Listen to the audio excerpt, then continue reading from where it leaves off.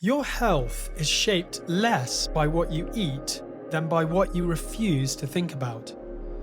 And when an entire society refuses to face death, the result is sickness in our bodies, in our minds, and in the systems meant to keep us alive. We live in a world that treats death as a mistake, a medical error, an inconvenience we should be able to postpone forever if we just try hard enough. And this illusion quietly shapes how we care for ourselves, how we treat the planet, and how we built a healthcare system that is brilliant at prolonging life, yet often forgets how to support living. For generations, we've been sold a promise. If you fear death deeply enough, someone will sell you safety. A test, a pill, a procedure, a way to keep the inevitable at bay. But the cost of that promise is far greater than we realise. Modern healthcare saves lives every day, but it also carries a shadow, a belief that death is failure and must be defeated at any cost. And cost is the right word. In 2018, the United States spent roughly $365 billion on life-extending medical treatments, many of which add time but offer almost no meaningful quality of life to patients. For perspective, the UN estimates that $267 billion per year would end world hunger. We spend more on resisting death than on feeding the world. This isn't just a policy problem, it's a cultural story. A story that says disease is the enemy, aging is negotiable, and death is the ultimate defeat. This endless war on death consumes everything. It drains resources, it exhausts families, it prolongs life while often diminishing the final experience of living. We have created a system that treats the human end as a battlefield instead of a sacred chapter. When we live as though time is unlimited, our bodies pay the price.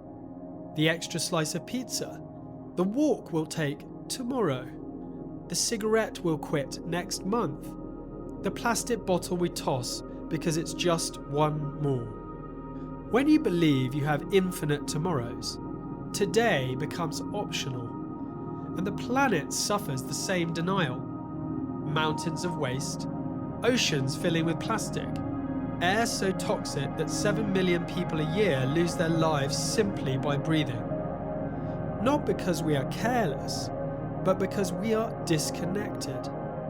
We behave as though our choices won't echo into the future, as if time is something we can't run out of. But everything shifts when we remember we're mortal. When you know your life has edges, you choose nourishment over numbness. You care for your body because it carries your only days. You care for the planet because it holds your only breaths. Mortality isn't the enemy of health. It's the reason health matters. And then there is the mind. Most of us carry a quiet fear of death that we have never spoken aloud. Not because the fear is unusual, but because we've been taught to seal that door shut and never look inside. So the fear doesn't disappear. It mutates into anxiety, into depression, into the hum of dread that so many people carry without knowing why. More than 264 million people worldwide struggle with anxiety. And beneath a portion of that suffering is something simple and human. A fear we've never been allowed to explore. Imagine being terrified of the dark, but forbidden to turn on a light. Forbidden to speak. Forbidden to admit you're scared. This is how society treats death. But when we name the fear, the tension softens. When we speak it aloud, the weight becomes shareable. When we realise we're not alone, the fear becomes survivable. Open conversation is not morbid, it is medicine. The way forward is not to fight death harder, it's to remember life more honestly. When we accept that death is a part of the journey, we stop handing our power to the systems built on fear. We start caring for our bodies because they're precious. We start caring for each other because time is limited. We start caring for the planet because it holds the only breaths we'll ever take. Mortality awareness brings clarity.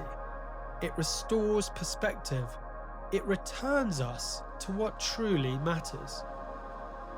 So here's a simple practice. Before today ends, ask yourself, if I remembered that my time is finite, what one choice would I make differently? A kinder choice? A healthier choice? A more truthful choice? One decision that honours your life and the world that sustains it. You don't need to change everything, just one thing, today. Because when we stop fearing death, we stop postponing life.